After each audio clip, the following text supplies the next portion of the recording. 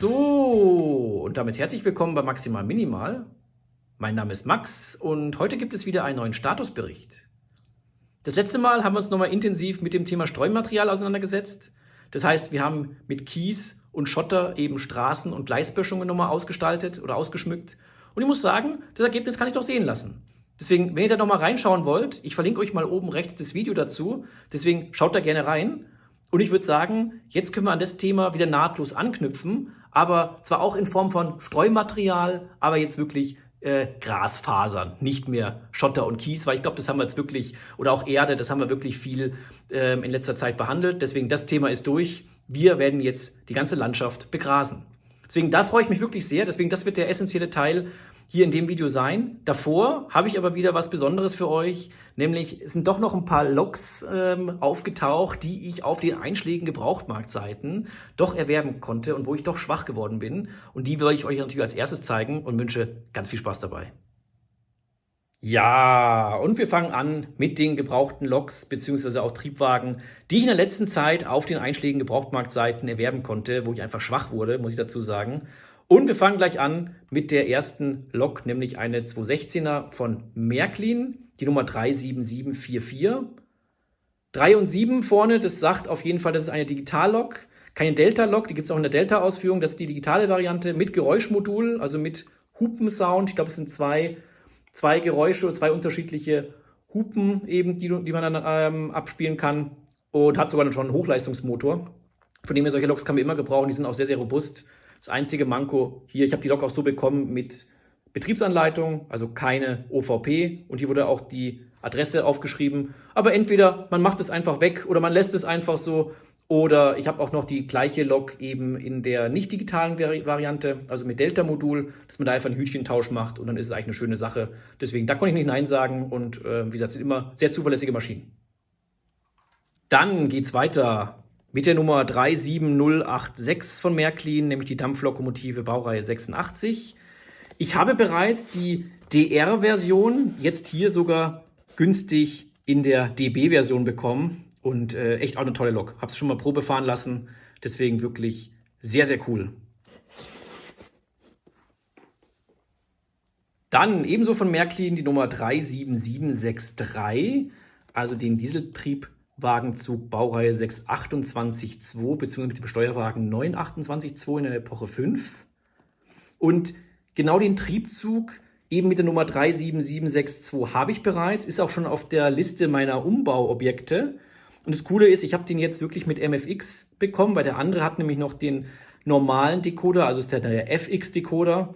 Und deswegen, der hat auch schon die Schnittstellenplatine mit verbaut. Das heißt, ich kann mir das vielleicht dann sparen, wenn ich den Zug dann hernehme. Das heißt, da muss ich nur einen Decodertausch machen und noch den zweiten Schleifer montieren. Und dann ist es eigentlich eine schöne Sache. Und ich würde sagen, wir packen den ganzen Zug nochmal hier aus. Und so sieht das Ganze aus. Und eben der andere Zug, die mit der Nummer 2 am Ende, hat eben nicht dieses Baden-Württemberg-Emblem. So, und nochmal ein Dieseltriebwagen, nämlich die Nummer 41731 von Märklin, nämlich den Dieseltriebwagen Baureihe 648.2. Und ich habe den ein bisschen untergemogelt, weil ihr seht auch, dass die unmotorisierte Dummy-Einheit, nämlich der hat gar keinen Motor. Ich habe es trotzdem jetzt bei Loks reingetan. Ich hoffe, das passt für euch, weil es sieht ja aus wie eine Lok. Und freue mich, dass ich den gefunden habe. Ich habe nämlich zwei in der Epoche 5 Variante, eben ohne DB Regio, jetzt mit DB Regio Emblem. Und ich habe die ja schon mal zusammengekuppelt. Deswegen eine coole Sache, wenn man dann so ein bisschen einen längeren oder eine doppelte Einheit hat. Also echt schön. Und so sieht das Ganze dann aus, ohne Verpackung, auch in einem sehr guten Zustand. Also ideal für die Bergstrecke, oder? Und wir machen nun weiter mit der Begrasung. So, und wir befinden uns wieder am Neubauteil. Und was ist denn in der Zwischenzeit so passiert? Also ich habe ja bereits angekündigt im letzten Statusbericht, ich werde mich um die Straße kümmern. Das habe ich auch gemacht. Ihr seht aber noch nicht ganz fein säuberlich sauber, aber im Vergleich zu vorher, beziehungsweise wie es dann danach ausgesehen hatte, wo ich die ganzen Überlappungen, wo noch Kies und Erde an der Seite wirklich an den Straßen noch drüber geklebt war, habe ich das alles abgeschmirgelt mit Schmirgelpapier, mit Schleifpapier. Und wie das da ausgesehen hat, das zeige ich euch mal jetzt. Ist schon ein Unterschied, also es ist wirklich, sieht jetzt so schon um einiges sauberer aus, aber ich habe noch sehr, sehr viele Flecken oder so weiße Stellen, gerade in der Mitte. Das liegt einfach daran, die Farbe ist mir ausgegangen. Also wirklich ganz, ganz simpel, deswegen habe ich gesagt, komm, ich priorisiere jetzt erstmal diese ganzen Seiten, dass wir einfach trotzdem in dem Statusbericht jetzt das Gras machen können und sogar im Nachfolgenden auch das Thema Vegetation. Und ich kann dann, so wie ich dann wieder eine Sammelbestellung habe, weil jetzt nur die Farbe kaufen, war mir jetzt ein bisschen zu teuer, auch von den Versandkosten. Ich warte immer, bis ich ein paar Sachen habe. Und wenn ich dann ein paar Sachen habe, dann bestelle ich das einfach und dann kann ich dann mal drüber tapezieren und dann sieht es sauber aus. Deswegen, ich hoffe, ihr verzeiht mir da, aber ich glaube, so macht es am meisten Sinn, aber hindert uns nicht dran, einfach weiterzumachen. So, und jetzt würde ich sagen, nehme ich euch mal mit, wie ich mir das ganze Thema Begrasen denn vorgestellt habe, weil ihr könnt nicht in meinen Kopf gucken und ich glaube, es ist einfacher, wenn ich euch das ein bisschen erzähle, wie der Plan ist. Wir sind hier in der Oberpfalz zu Hause, das wisst ihr ja bereits und das sind vor allen Dingen so schroffe Felselemente, die haben wir ja bereits und viel Waldgebiet ist vor allen Dingen typisch. Und deswegen haben wir hier dunklen Waldboden überall, habe ich mal geplant. Also deswegen hier alles, wirklich der ganze Hausberg im dunklen Waldbodenstil und dann eben oberhalb der Felsen, zumindest hier vorne, dann kann man zum Teil oben noch mal ein bisschen helles Gras, aber nur ganz, ganz wenig und dann so ein Übergang relativ schnell eben zum dunklen Waldboden. Also als helles Gras nehme ich die Sommerwiese und auch vor allen Dingen diese ganzen rausragenden Felsstücke, die eignen sich perfekt, um da auch ein paar Graselemente oder mal ein bisschen Gras drüber zu streuen.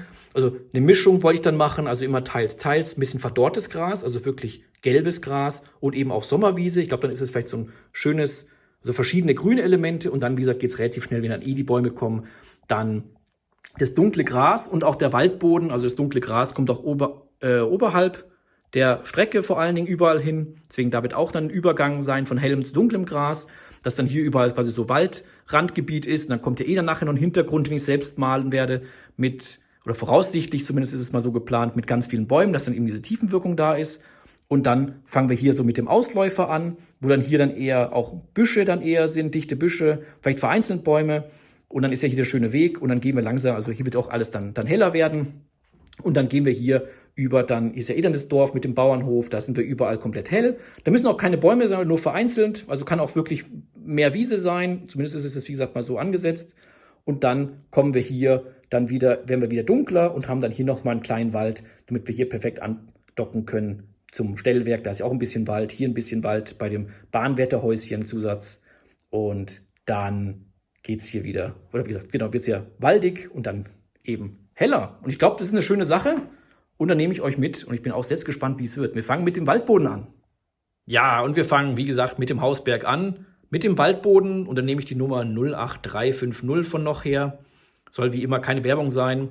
Und habe aber schon den Großteil, deswegen ist da auch schon so wenig drin in der Verpackung, in die Streugrasdose reingetan. Und zum Kleben nehmen wir natürlich wieder den Graskleber. Diesmal quasi in der passenden Ausführung, weil er wirklich ja für Gras hergenommen wird. Sonst, ich habe ihn ja auch für andere Streumaterialien etc. hergenommen. Ich finde ihn einfach geschickt. Auch hier, wie gesagt, keine Werbung. Und wir fangen direkt mal an.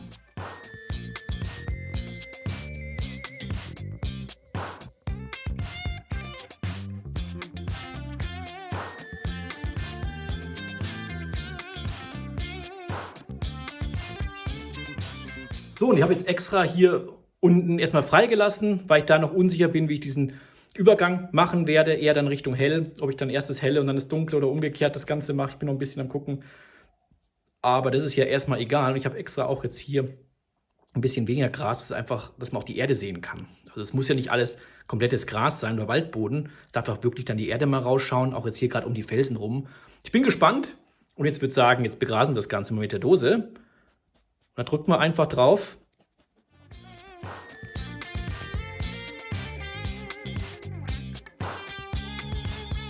Ja, und wie die Male davor nehmen wir wieder unseren guten alten Staubsauger mit Nylonstrumpf und können das überschüssige Material absaugen und dann wieder ich nehme es in so eine ausgewaschene Dose rein oder so einen ausgewaschenen Becher und da kann ich es dann einfach reintun und dann können wir es wiederverwenden. Das ist nämlich eine schöne Sache. Diesmal ein Novum. Bei Gras ist es so, da ist wirklich, haben wir jetzt gerade das Gras aufgetragen, da gibt es keine Trocknungszeit. Der Kleber ist unten drunter noch wirklich feucht und macht es wirklich im feuchten Zustand durch alles absaugen. Wieso? Jetzt in dem Fall, ich nehme ja nur oder in Anführungszeichen nur die Grasdose. Deswegen habe ich so das Gefühl, wenn ich das dann mal absauge, also da sind ja manche Grashalme sind ja auch wirklich dann im Kleber drin, die sind auch fest, die werden nicht abgesaugt, aber die stehen dann noch besser. Habe ich so das Gefühl, kann auch falsch sein, aber ich finde, es sieht dann nachher noch mal besser aus, als wenn ich jetzt warte. Da sind auch die umgeknickten Halme sind fest und so werden dann quasi alles, was lose ist, wird abgesaugt und eben dann die noch ein bisschen schräg sind, die werden alle schön nochmal nach oben gerichtet und finde es eine schöne Sache und das machen wir jetzt.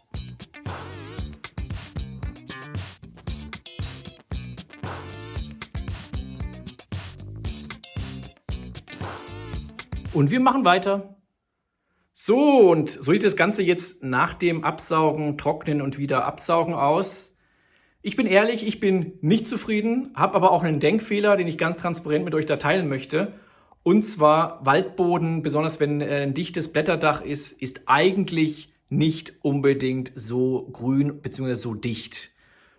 Jetzt haben wir natürlich mit dem Waldboden, man sieht auch so verschiedene Stückchen sind damit dabei, also auch für so Moosflächen. Und ich habe auch im Internet Wälder oder Waldteile, sagen wir mal, in der Oberpfalz gesehen, wo auch wirklich viel Moos ist. Oft aber auch im Zusammenhang mit Wasser. Jetzt haben wir hier auch kein Wasser, deswegen würde ich jetzt hier gucken, dass ich einige Erdeflächen wieder mache. Zum Beispiel jetzt diese Stellen gefallen mir wirklich sehr, sehr gut, weil man dann hier wirklich dann auch so Erde durchscheint oder durchscheinen sieht. Aber sonst sieht es schon ganz schön dicht aus. Deswegen würde ich jetzt im zweiten Gang wieder unser bewährtes Streumaterial, was wir als Erde hergenommen haben, also die 08441 von noch, wie immer keine Werbung, die würde ich hernehmen, dann noch ein bisschen drüber streuen, schauen, wie das jetzt aussieht und kann sein, dass man dann, weil das jetzt ja oben drauf liegt, dann dieses Streumaterial, dass man dann noch mal ein bisschen mit Gras das bestreuen muss, dass es dann nicht so aussieht, als ob das jetzt oben drauf liegt auf dem Gras. Deswegen, da bin ich gespannt, muss man ein bisschen testen. Und ja, das gehört dazu. Man hat es gerade mit dem Waldboot, habe ich das erste Mal gemacht, beziehungsweise mich jetzt dann noch mal ein bisschen mehr befasst mit Thema Wald und schau mal, wie das nachher wird. So, und ich gehe jetzt mal mit einem Pinsel drüber und nehme nochmal unseren Graskleber und werde jetzt mal so gucken, dass ich so ein bisschen leicht mal so drüber gehe bei so ein paar Flächen, so ein bisschen auch tupfend, Mischung aus tupfend und streichen, dann einfach, dass es so ein bisschen unregelmäßig aussieht. Gerade hier so vielleicht auch an dem Übergang dann nachher. Deswegen, ja, hat sich ein bisschen vertan.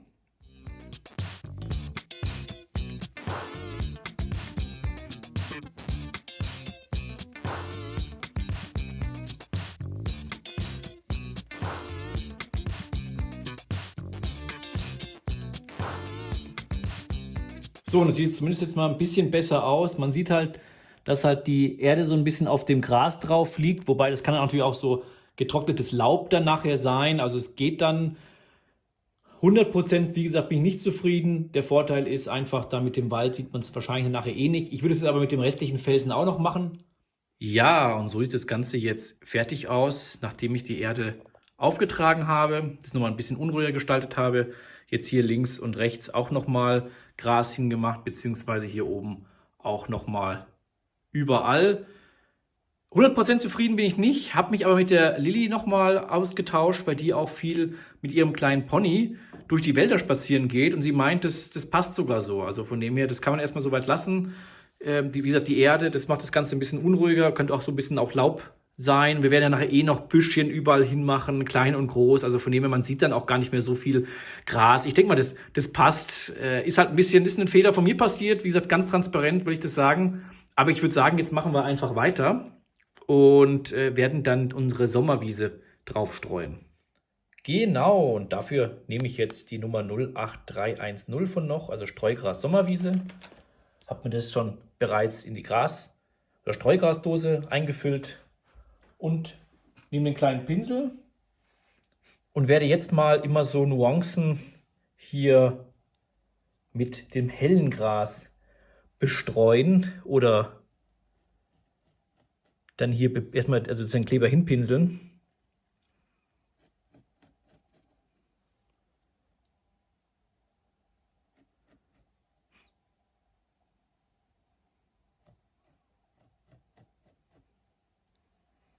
Weil da kommt ja letzten Endes dann auch die Sonne hin.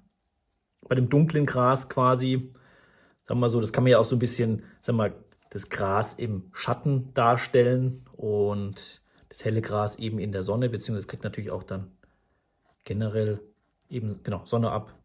Also, dass es hell ist und dass es einfach auch saftig grüner ist, so meine ich. Kompliziert gesagt.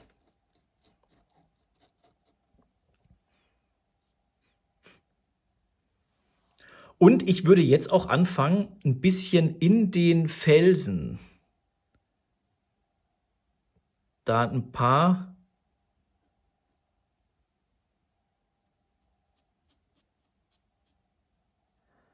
Nuancen auch hier dann zu machen.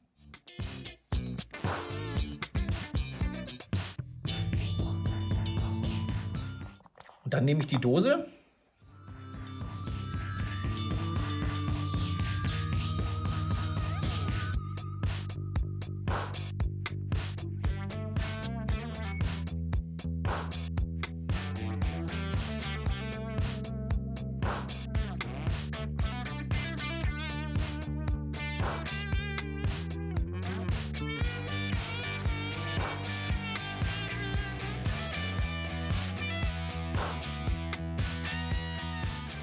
Und so sieht das Ganze jetzt erstmal fertig aus. Das muss natürlich ein bisschen trocknen, weil man sieht so ein bisschen weiß den Kleber durchschimmern. Der wird aber eh transparent. Und ich würde sagen, wir machen einfach weiter. Ja, und das Gras konnte jetzt trocknen. Deswegen, ihr seht auch, das sieht jetzt eigentlich ganz cool aus, finde ich, weil es so ein bisschen verwachsen ist. Und im letzten Schritt haben wir jetzt noch Streugras Goldgelb, also die Nummer 08324, auch von noch. Und das Gras habe ich jetzt auch schon direkt in unsere Streugrasdose reingetan. Und ich würde sagen, wir setzen jetzt hier auch noch ein paar Akzente, quasi so verdorrtes Gras, was auch noch auf den Felsen oder auch dann so am Tunnel dann noch so entlang ist. Also zum Beispiel kann man hier nochmal so kleine Akzente setzen.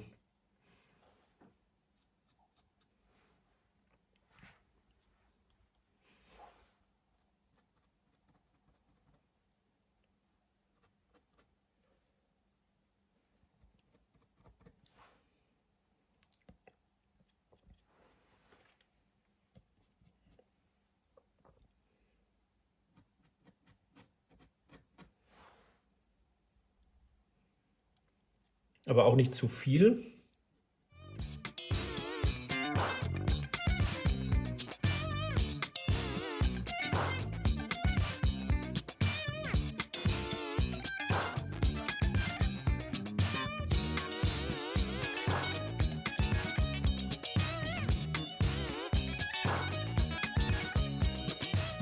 Und weiter geht's.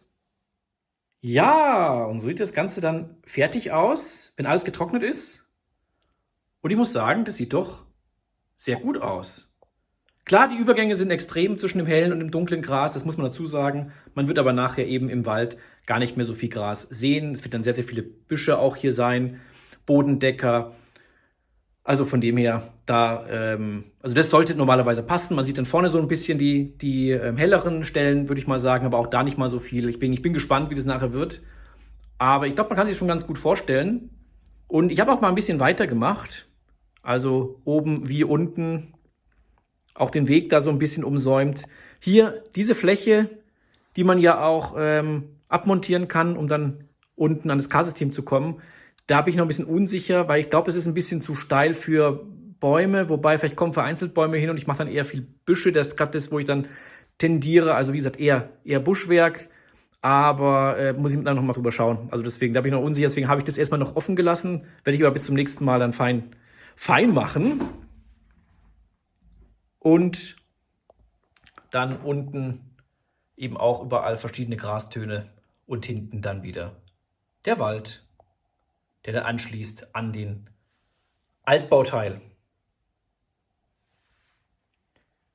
Ja, ich muss sagen, haben wir doch einiges geschafft. Und dann freue ich mich, beim nächsten Mal geht es nämlich um das Thema Vegetation. Und ich habe schon ein bisschen was eingekauft, deswegen da schwenke ich mal kurz nach unten. Soll keine Werbung sein, aber ich habe schon einiges an Bäume gekauft. Ich bin gespannt, wie das dann aussieht. Und ja, deswegen, das erwartet euch beim nächsten Mal. Vegetation, Bäume und Sträucher, alles soweit.